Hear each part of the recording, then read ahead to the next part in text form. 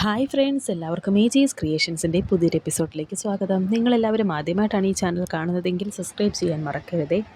അർച്ചനയുടെ കാര്യങ്ങൾ ആലോചിച്ചിട്ട് തന്നെ മാനസിക നില തെറ്റിയ അവസ്ഥയിലായിരുന്നു കമല ഇപ്പോൾ ആശുപത്രിയിൽ അഡ്മിറ്റ് ചെയ്തിരിക്കുകയാണ്. അവിടേക്കിപ്പോൾ ആയിഷയുടെ വേഷം കെട്ടി പർദ്ദയൊക്കെ അണിഞ്ഞ് അർച്ചന എത്തിയിട്ടുണ്ട്. അർച്ചന ഒരുവിധം മരുന്നൊക്കെ ഇപ്പോൾ കമലയെ കഴിപ്പിക്കുകയാണ്. അർച്ചനേട്ടത്തി ഉണ്ടായിരുന്നെങ്കിൽ ഇപ്പോൾ അമ്മയെ കാണാൻ ഇവിടെ ഉണ്ടാകുമായിരുന്നു എന്ന് സ്നേഹ പറയുമ്പോൾ അർച്ചന പറയുന്നുണ്ട്, ചിലപ്പോൾ അമ്മ പറയുന്നത് ശരിയാണെങ്കിലോ, ഒരിക്കലും അർച്ചന മരിച്ചിട്ടില്ലെങ്കിലോ എന്നൊക്കെ അർച്ചന പറയുകയും അങ്ങനെ അവർ കുറേ സംസാരിക്കുകയൊക്കെ ചെയ്യുന്നു. അങ്ങനെ ഇപ്പോൾ പതിയെ ഉറക്കത്തിലേക്ക് പോയിരിക്കുകയാണ് കമല. ഒരു മനോരോഗത്തിനും വിട്ടുകൊടുക്കാതെ എൻ്റെ അമ്മയെ ഞാൻ തിരിച്ചു കൊണ്ടുവരും എന്നൊക്കെ അർച്ചന മനസ്സിൽ വിചാരിക്കുന്നു. ശേഷം കാണിക്കുന്നത് അവന്തികയാണ്. അവന്തിക ഇപ്പോൾ ലീലയുടെയും കാഞ്ചനയുടെയും മുറിയിലേക്ക് വന്നിരിക്കുകയാണ്. അവരെ രണ്ടുപേരെയും ഒരു കസേരയിൽ ഇങ്ങനെ കെട്ടിയിട്ടിട്ടുണ്ട്. കാരണം അവർ അവന്തികയെ കൊടുക്കാൻ വന്നതാണെന്ന് അവന്തിക കണ്ടുപിടിച്ചിരിക്കുകയാണിപ്പോൾ. അവന്തിക CCTV എല്ലാം പരിശോധിച്ച് ഇവർ കാണിക്കുന്ന കാര്യങ്ങളെല്ലാം തന്നെ കണ്ടുപിടിച്ചിരിക്കുന്നു. അങ്ങനെ ഇപ്പോൾ ദേഷ്യം കയറി രണ്ടുപേരെയും ഇപ്പോൾ കെട്ടിയിട്ടിട്ടുണ്ട്. കാഞ്ചനയും ലീലയും ഇപ്പോൾ അവന്തികയെ കണ്ടപാടെ തന്നെ വളരെയധികം ദേഷ്യത്തോടെ തന്നെ നോക്കുന്നു. എന്നിട്ട് ഇത് കണ്ട് അവന്തിക ഇപ്പോൾ ചോദിക്കുന്നുണ്ട്, എന്താ അമ്മായി സുഖമല്ലേ?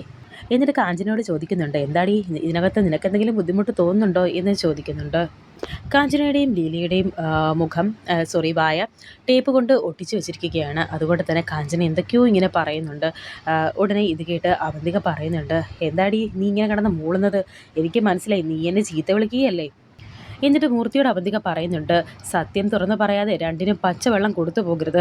സുഗതൻ മേനോനെക്കുറിച്ചുള്ള രഹസ്യങ്ങളൊക്കെ നിങ്ങളെക്കൊണ്ട് പറയാൻ പറ്റുമോ എന്ന് ഞാനൊന്ന് നോക്കട്ടെ. ഇവരെ നന്നായി പിഴിഞ്ഞെടുക്കാൻ സന്ദീപിനോട് പറയണമെന്നും അവന്തിക ഇപ്പോൾ മൂർത്തിയോട് നിർദ്ദേശം കൊടുക്കുന്നു. അടിച്ചോ ഇടിച്ചോ ചവിട്ടിയോ എന്തായാലും വേണ്ടില്ല, ആ സുഗതൻ മേനോൻ്റെ വലിയ രഹസ്യം ഇവരെ കൊണ്ട് പറയിപ്പിക്കണം. രണ്ടെണ്ണത്തിനോടും ഒരു ദയയും കാണിക്കരുതെന്ന് സന്ദീപിനോട് പ്രത്യേകം പറയണം എന്ന് മൂർത്തിയോട് അവന്തിക പറയുന്നു. ശേഷം അവന്തികയും മൂർത്തിയും അവിടെ നിന്ന് പോവുകയാണ്. പിന്നീട് കാണിക്കുന്നത് ഗോകുലിനെയാണ്. ഗോകുൽ വീട്ടിലിരിക്കുന്നുണ്ടായിരുന്നു. ഈ സമയം രാജീവ് അവിടേക്ക് വരുന്നു. അളിയൻ ഇന്ന് നേരത്തെ എത്തിയോ എന്ന് ഗോകുലിനോട് രാജീവ് ചോദിക്കുന്നുണ്ട്. ഉടനെ ഗോകുൽ പറയുന്നുണ്ട്, ഞാൻ രാജീവിനെ കാത്തിരിക്കുകയായിരുന്നു എന്ന്. എനിക്കൊരു പ്രധാനപ്പെട്ട കാര്യം പറയാനുണ്ട്. അനിരുദ്ധൻ കേസിലെ സാക്ഷി വിസ്താരം നാളെയാണ്. അയാളുടെ ഭാര്യയായി ലീലാവതിയെയും മകൾ കാഞ്ചനയും പലതവണ ഞാൻ ട്രൈ ചെയ്തു, പക്ഷേ കിട്ടുന്നില്ല എന്നൊക്കെ ഗൂഗിൾ പറയുമ്പോൾ രാജീവ് പറയുന്നുണ്ട്, അവർ രണ്ടുപേരും അവന്തികയുടെ വീട്ടിലാണ് താമസമെന്നാണ് കേട്ടത്. ഇത് കേട്ട് ഗൂഗിൾ ചോദിക്കുന്നുണ്ട്, അവരെന്തിനാണ് ഈ കേസിൽ പ്രതിയായ അവന്തികയുടെ വീട്ടിൽ താമസിക്കുന്നത് എന്താണെന്ന് എനിക്ക് മനസ്സിലാകാത്തത്. ഇത് കേട്ട് രാജീവ് പറയുന്നുണ്ട്, അതെനിക്കും മനസ്സിലാകുന്നില്ല. അങ്ങനെയാണെങ്കിൽ അവരെ മാറ്റിയിരിക്കുന്നത് അവന്തിക തന്നെയായിരിക്കും. മനഃപൂർവ്വം അവരെ ഒളിപ്പിച്ചതാണോ എന്ന് പ്രോസിക്യൂഷന് നല്ല സംശയമുണ്ട് എന്ന് ഗൂഗിളും പറയുന്നു. അവരുടെ ജീവന് ആപത്തുണ്ടോ എന്നാണ് എൻ്റെ ഇപ്പോഴത്തെ സംശയം. ചിലപ്പോൾ അവരെ ഒളിവിൽ താമസിപ്പിക്കാനോ ആപത്തുണ്ടാകാനോ ശ്രമിച്ചേക്കാം എന്നൊക്കെ ഗൂഗിൾ ഇങ്ങനെ പറയുന്നു. ഇത് കേട്ട് രാജീവ് പറയുന്നുണ്ട്, അളിയൻ വിഷമിക്കേണ്ട, സാക്ഷി വിസ്താരത്തിന് അവർ കോടതിയിൽ തന്നെ ഉണ്ടാകും, ഞാൻ ഗ്യാരണ്ടി എന്നൊക്കെ രാജീവ് പറയുന്നു. അങ്ങനെ ഇപ്പോൾ അവർ രണ്ടുപേരും സംസാരിച്ചതിന് ശേഷം അവിടെ നിന്ന് പോകുന്നുണ്ട്. ഈ കാര്യങ്ങളെല്ലാം തന്നെ ഇപ്പോൾ ശിശിര ഒളിഞ്ഞു നിന്ന് കേൾക്കുന്നുണ്ടായിരുന്നു. എന്നിട്ട് ഫോണിൽ ആരെയോ വിളിച്ച് ഈ കാര്യങ്ങളെല്ലാം പറഞ്ഞു കൊടുക്കുന്നുണ്ട് ശിശിര. ശേഷം ഇപ്പോൾ രാജീവ് പോലീസുകാരുമായി അവന്തികയുടെ വീട്ടിലേക്ക് വന്നിരിക്കുകയാണ്. എന്താ സാറേ പോലീസുകാരുമായി എൻ്റെ വീട്ടിലേക്ക് എന്ന് അവന്തിക ചോദിക്കുമ്പോൾ രാജീവ് പറയുന്നുണ്ട്, നിങ്ങളിവിടെ രണ്ടുപേരെ തടവിൽ പാർപ്പിച്ചതായി ഒരറിവ് കിട്ടിയിട്ടുണ്ട്. അത് അന്വേഷിക്കാൻ വന്നതാണെന്ന് രാജീവ് പറയുമ്പോൾ ഞാനിവിടെ ആരെയും അങ്ങനെ താമസിപ്പിച്ചിട്ടില്ല എന്ന് അവന്തിക. ഇത് കേട്ട് രാജീവ് ദേഷ്യത്തോടെ പറയുന്നുണ്ട്, മരിച്ചുപോയ അനിരുദ്ധൻ്റെ ഭാര്യ ലീലാവതിയും മകൾ കാഞ്ചനയും നിങ്ങളിവിടെ ഉണ്ടെന്ന് ഒരു വിവരം കിട്ടിയിട്ടുണ്ട് എന്ന് രാജീവ് പറയുന്നു.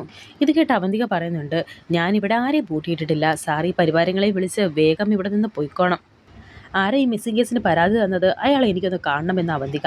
ആ സുഗതൻ മേനോനാണോ പരാതിക്കാരൻ എന്നും ചോദിക്കുന്നു. അത് നിങ്ങളറിയേണ്ട കാര്യമില്ല എന്ന് രാജീവും പറയുന്നുണ്ട്. എൻ്റെ വീട് സെർച്ച് ചെയ്യാൻ വാറണ്ടുണ്ടോ? അതോ അതൊന്നും ഇല്ലാതെയാണോ സാർ ഇവരെ കൊണ്ട് ചാടിത്തുള്ളി ഇങ്ങോട്ടേക്ക് വന്നത് എന്ന് അവന്തിക ചോദിക്കുമ്പോൾ, വാറണ്ടില്ലാതെ ഇവിടെ സെർച്ച് ചെയ്യാൻ പറ്റുമോ എന്ന് ഞാനൊന്ന് നോക്കട്ടെ. ഈ വീടിൻ്റെ ഓരോ മുക്കുമൂലയും അരിച്ചു പെറുക്കണം. ഈ വീട്ടിൽ എവിടെ കൊണ്ട് ഒളിപ്പിച്ചിട്ടുണ്ടെങ്കിലും അത് കണ്ടുപിടിക്കണം എന്ന് രാജീവ് ഇപ്പോൾ പോലീസുകാരോടെല്ലാം പറയുന്നുണ്ട്. നിങ്ങളിപ്പോൾ കാണിക്കുന്ന ഈ മര്യാദക്കേടിന് നിങ്ങൾ മുകളിലുള്ളവരോട് സമാധാനം പറയേണ്ടി വരും എന്ന് അവന്തിക രാജീവിനോട് പറയുമ്പോൾ രാജീവ് പറയുന്നു, അത് ഞാൻ നോക്കിക്കോളാം. എന്തായാലും അനിരുദ്ധൻ്റെ ഭാര്യയും മകളും എവിടെയാണെന്ന് നിങ്ങളെക്കൊണ്ട് ഞാൻ പറയിപ്പിച്ചിരിക്കും. അങ്ങനെ രാജീവും പോലീസുകാരും എല്ലാം അവിടെ എല്ലാം പരിശോധിക്കുന്നുണ്ട്. വളരെയധികം അഹങ്കാരത്തോടെ തന്നെ അവിടെ ഇരിക്കുന്നുണ്ട് അവന്തിക. ഇവിടെ എങ്ങും ആരുമില്ല എന്ന് പോലീസുകാർ ഇപ്പോൾ രാജീവിനോടൊന്ന് പറയുന്നുണ്ട്. ഉടനെ രാജീവ് ഇപ്പോൾ അവന്തികയോട് ചോദിക്കുന്നുണ്ട്, നിങ്ങളവരെ ഇവിടെ നിന്ന് മാറ്റിയല്ലേ എന്ന്. ഉടനെ അവന്തിക പറഞ്ഞു, ഞാൻ ഇവിടെ എങ്ങും ആരെയും മാറ്റിയിട്ടില്ല സാറിനോട് ആരോ എന്തോ പറഞ്ഞ് പറ്റിച്ചിരിക്കുന്നതാണ്.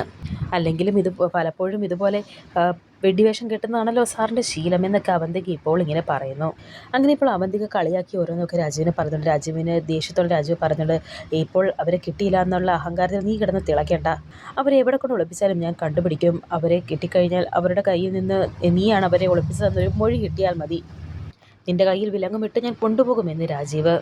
അതിന് സാർ ഒരു ജന്മം കൂടി ജനിക്കണം. എന്നെ ജയിലിൽ കയറ്റാനുള്ള സുഗതൻ മേനോൻ്റെ വരവിന് പിന്നിൽ സാറുണ്ടോ എന്ന് ബലമായ സംശയം എനിക്കുണ്ട്. സാറല്ല, സാറിനേക്കാൾ വലിയ നക്ഷത്രമുള്ള ഏമാന്മാർ വിചാരിച്ചാലും ഈ അവന്തികയെ ഒരു ചുക്കം ചെയ്യാൻ സാധിക്കില്ല.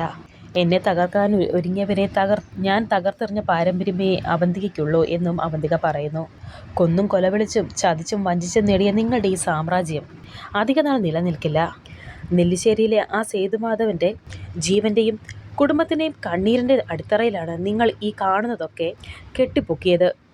സ്വന്തം അമ്മാവനെ അടക്കം എത്ര പേരെയാണ് നിങ്ങൾ കൊന്നൊടുക്കിയത്. അവരുടെ എല്ലാം ചോരയുടെ മണം നിങ്ങളുടെ കയ്യിലുണ്ട്. ഇനി ആ പാവം സ്ത്രീയെയും മകളെയും കൂടി ഇല്ലാതാക്കാൻ ഞാൻ സമ്മതിക്കില്ല. ഏത് പാതാളത്തിൽ കൊണ്ടുപോയി ഒളിപ്പിച്ചാലും ഞാനത് കണ്ടുപിടിക്കും എന്നൊക്കെ രാജീവ് പറയുമ്പോൾ, എങ്കിൽ നമുക്ക് കാണാം എന്നിങ്ങനെ രാജീവിനെ വെല്ലുവിളിക്കുകയാണ് അവന്തിക. ഇത് കേട്ട് രാജീവും പറയുന്നുണ്ട്, നമുക്ക് കാണാം. ഇത് കേരള പോലീസാണ്, കളി ഇങ്ങോട്ട് വേണ്ട. മനസ്സിലായോ കേരള പോലീസ് എന്താണെന്ന്? അധികം താമസിയാതെ നിനക്ക് ഞാൻ മനസ്സിലാക്കി തരുന്നുണ്ട്. അങ്ങനെ ഇപ്പോൾ ഇത്രയും പറഞ്ഞ് രാജീവ് ഇപ്പോൾ അവിടെ നിന്ന് പോവുകയാണ്. അവന്തിക ഇതൊക്കെ കണ്ടിപ്പോൾ മനസ്സിൽ വിചാരിക്കുന്നുണ്ട്, അന്ന് മൂർത്തി ഒരു അബദ്ധം കാണിച്ചിട്ടാണ്, ഇല്ലെങ്കിൽ ഇവൻ എൻ്റെ നേരെ ഇങ്ങനെ വന്ന് കുരക്കില്ലായിരുന്നു.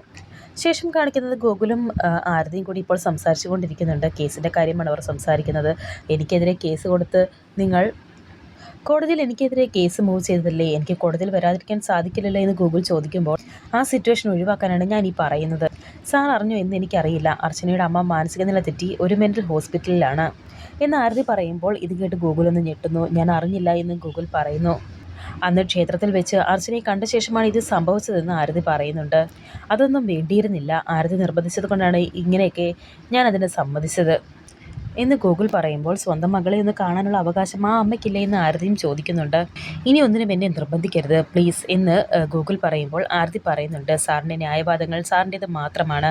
ആ കുടുംബം അനുഭവിക്കുന്ന സമ്മർദ്ദം നോക്കുമ്പോൾ അതൊന്നും ഒന്നുമല്ല. സാർ സച്ചിയുടെ കാര്യം ആലോചിക്ക് എന്നൊക്കെ ആരതി പറയുമ്പോൾ, എനിക്ക് എൻ്റെ കാര്യം തന്നെ ഇവിടെ നോക്കാൻ സമയമില്ല എന്ന് ഗൂഗിളും. ഇനിയും സാറിന് ഇങ്ങനെ ഓരോ ഒഴിവ് കഴിവ് പറഞ്ഞൊഴിയാൻ സാധിക്കില്ല. സാറിന് മുന്നിൽ ഇനി 2 വഴിയുള്ളൂ. ഒന്നുകിൽ കോടതിക്ക് പുറത്ത് വെച്ച് സച്ചിയുമായിട്ടുള്ള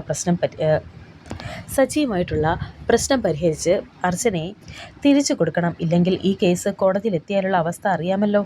സാറിനെ പോലെ ഒരാൾക്ക് ഈ കേസ് ഫേസ് ചെയ്യാൻ സാധിക്കില്ല എന്നൊക്കെ ആരതി പറയുമ്പോൾ, ഇതെല്ലാം അറിഞ്ഞുകൊണ്ടല്ലേ താൻ ഈ കേസ് മൂവ് ചെയ്തത് എന്ന് ഗൂഗിൾ ചോദിക്കുന്നുണ്ട്. ആ കുടുംബത്തിൻ്റെ അവസ്ഥ പറഞ്ഞാൽ സാറിന് മനസ്സിലാവില്ല. സ്വന്തം മകളെ ഒന്ന് കാണാൻ സാറിൻ്റെ വീട്ടിൽ വന്നിരുന്നു ആ അമ്മ. പെറ്റ വയറിൻ്റെ വേദനയാണ് സാർ അത്. ഇനിയും സാർ തീരുമാനം എടുത്തിട്ടില്ലെങ്കിൽ എല്ലാം തകരും എന്ന് ആരതി പറയുന്നു. അതിന് അർച്ചനയ്ക്ക് ഓർമ്മ കിട്ടാതെ ഞാൻ എന്ത് ചെയ്യാനാണ് എന്ന് ഗൂഗിൾ ചോദിക്കുമ്പോൾ ആരതി പറയുന്നുണ്ട്, സാർ അർച്ചനയ്ക്ക് വേണ്ടി ഒന്നും ചെയ്തില്ല, അതാണ് സത്യം. കോടതി മുറിയിൽ സാർ നാണം കിടന്നത് എനിക്ക് സഹിക്കില്ല. സാറിനെതിരെ എനിക്ക് ബാധിക്കേണ്ടി വരും. ചിലപ്പോൾ വേദന ഉണ്ടാക്കുന്ന ചോദ്യങ്ങൾ ചോദിക്കേണ്ടി വരും. പലതിനും സാറിന് മറുപടി പറയേണ്ടി വരും. അർച്ചന തൻ്റെ ഭാര്യയാണെന്ന് തെളിയിക്കാനുള്ള എല്ലാ തെളിവുകളും സച്ചിയുടെ കയ്യിലുണ്ട്. ഒരു കോടതിക്ക് വന്ന് നിരസിക്കാൻ സാധിക്കില്ല. എന്നെങ്കിലും ഒരു വലിയ ഗുരുദക്ഷിണ സാറിന് തരണമെന്ന് എനിക്ക് ആഗ്രഹമുണ്ടായിരുന്നു. പക്ഷേ അത് ഇങ്ങനെയായിപ്പോയി. അതിലെനിക്ക് ഒരുപാട് സങ്കടമുണ്ടെന്നും ആരതി പറയുന്നുണ്ട്. അങ്ങനെ ഇപ്പോൾ ഓരോ കാര്യങ്ങളൊക്കെ ഗൂഗിളിനോട് പറഞ്ഞതിന് ശേഷം ആരതി ഇപ്പോൾ അവിടെ നിന്ന് പോവുകയാണ്. പിന്നീട് കാണിക്കുന്നത് ഇപ്പോൾ ഗൗരിയുടെ സ്കൂളിൽ നിന്നും ടീച്ചർ അർച്ചനയെ വിളിക്കുന്നുണ്ട്. ഗൗരിമോളുടെ അമ്മയല്ലേ, ഗൗരിമോള് സ്കൂളിലൊന്ന് തലകറങ്ങി വീണോ എന്നും ഹോസ്പിറ്റലിലേക്ക് കൊണ്ടുപോയിരിക്കുകയാണെന്നും എന്നൊക്കെ അർച്ചന ഇപ്പോൾ വിളിച്ച് അറിയിച്ചിരിക്കുകയാണ് ടീച്ചർ. ഇത് കേട്ട് വളരെയധികം ടെൻഷനോടെ ഇരിക്കുകയാണ് ഇപ്പോൾ അർച്ചന. അങ്ങനെ ഇപ്പോൾ ഗൂഗിളിനെ കൂട്ടി അർച്ചന ആശുപത്രിയിലേക്ക് വന്നിരിക്കുകയാണ്. ഈ സമയം ഡോക്ടർ ഇപ്പോൾ ഗൗരിമോളെ പരിശോധിച്ചുകൊണ്ടിരിക്കുകയായിരുന്നു. എന്താണ് മോൾക്ക് പറ്റിയത് എന്നിങ്ങനെ ഇപ്പോൾ അർച്ചനയും ഗൂഗിളും കൂടി വളരെയധികം ടെൻഷനോടെ ഡോക്ടറോട് ചോദിക്കുന്നുണ്ട്. ചിലപ്പോൾ വെയിൽ കൊണ്ടതുകൊണ്ടായിരിക്കും ഇങ്ങനെ സംഭവിച്ചത്. എന്തായാലും ബ്ലഡ് ടെസ്റ്റ് ചെയ്ത് ഇതിൻ്റെ റിസൾട്ട് വരട്ടെ എന്നൊക്കെ ഡോക്ടർ പറയുന്നു. വളരെയധികം ടെൻഷനിലും സങ്കടത്തിലും തന്നെയാണ് ഇപ്പോൾ ഗൂഗിളും അർച്ചനയും. ശേഷം കാണിക്കുന്നത് ഇപ്പോൾ ലീലയും കാഞ്ചനയും കൂടി ഒരു മുറിയിൽ അവരെ കെട്ടിയിട്ടിട്ടുണ്ട്. അവിടെ തന്നെ ഇരുന്ന് അവർ ഉറങ്ങിപ്പോയിരിക്കുകയാണ്. അവിടേക്ക് ഇപ്പോൾ ആ വാതിലും തള്ളി തുറന്ന് വന്നിട്ടുണ്ട്. സന്ദീപ് മൂർത്തിയും കൂടി രണ്ടുപേരെയും കണ്ട് ഞെട്ടി ഉണരുകയാണ്. ലീലയും മകൾ കാഞ്ചനയും. കൂടെ അവന്തികയും ഉണ്ടായിരുന്നു. സി ഐ രാജീവും പോലീസുകാരും വന്നിരുന്നു. എൻ്റെ വീട് മുഴുവനും അന്വേഷിക്കുകയും ചെയ്തു. എന്താണ് ആ രാജീവിന് നിങ്ങളോട് ഇത്രയും താല്പര്യം? രാജീവാണോ നിങ്ങളെ ഇങ്ങോട്ട് പറഞ്ഞു വിട്ടത് എന്ന് അവന്തിക ചോദിക്കുമ്പോൾ, അയാളായിരിക്കും, ഇല്ലെങ്കിൽ പിന്നെ ഇത്രയും വെപ്രാളപ്പെട്ട് ഇവരെയും തപ്പി അയാൾ ഇവിടെ വരില്ലല്ലോ എന്ന് സന്ദീപ് പറയുന്നു. ഇനിയെങ്കിലും സത്യം തുറന്നു പറഞ്ഞാൽ നിങ്ങൾക്ക് ജീവനെങ്കിലും ഞാൻ തിരികെ തരും എന്ന് അവന്തിക പറയുന്നുണ്ട്. ആരായി സുഗതൻ മേനോൻ എന്ന് ചോദിക്കുമ്പോൾ, എൻ്റെ പൊന്നുമോളെ ആരാണെന്ന് ഞങ്ങൾക്ക് അറിയില്ല എന്നൊക്കെ ലീല വീണ്ടും വീണ്ടും അങ്ങനെ തന്നെ പറയുന്നുണ്ട്. നിങ്ങളുടെ മുന്നിൽ വെച്ച് നിങ്ങളുടെ മകളെ, ഈ ചെറിയ പ്രായത്തിൽ തന്നെ നിങ്ങളുടെ മകൾ മരിക്കുന്നത് കാണണ്ട എന്നുണ്ടെങ്കിൽ സത്യം പറ, ആരാണ് ഈ സുഗതൻ മേനോൻ എന്നൊക്കെ ഇങ്ങനെ ചോദിക്കുകയാണ് അവന്തിക. ഉടനെ പറയുന്നുണ്ട്, കൊല്ലുന്നെങ്കിൽ കൊല്ലട്ടെ, ഇവർ നമ്മൾ രണ്ടുപേരെയും കൊന്ന് ആ ശവം കൊണ്ടുപോയി പുഴുങ്ങി തിന്നട്ടെ എന്നൊക്കെ ഇങ്ങനെ കാഞ്ചന ദേഷ്യത്തോടെ പറയുന്നുണ്ട്. ഇത് കേട്ട് വളരെയധികം ദേഷ്യത്തോടെ തന്നെ അവന്തിക ഇപ്പോൾ വന്ന് കാഞ്ചനയുടെ കഴുത്തിന് കുത്തിപ്പിടിക്കുകയാണ്. വരാനിരിക്കുന്ന പുതിയ എപ്പിസോഡുകളുമായി വീണ്ടും കാണാം. Thank you for watching.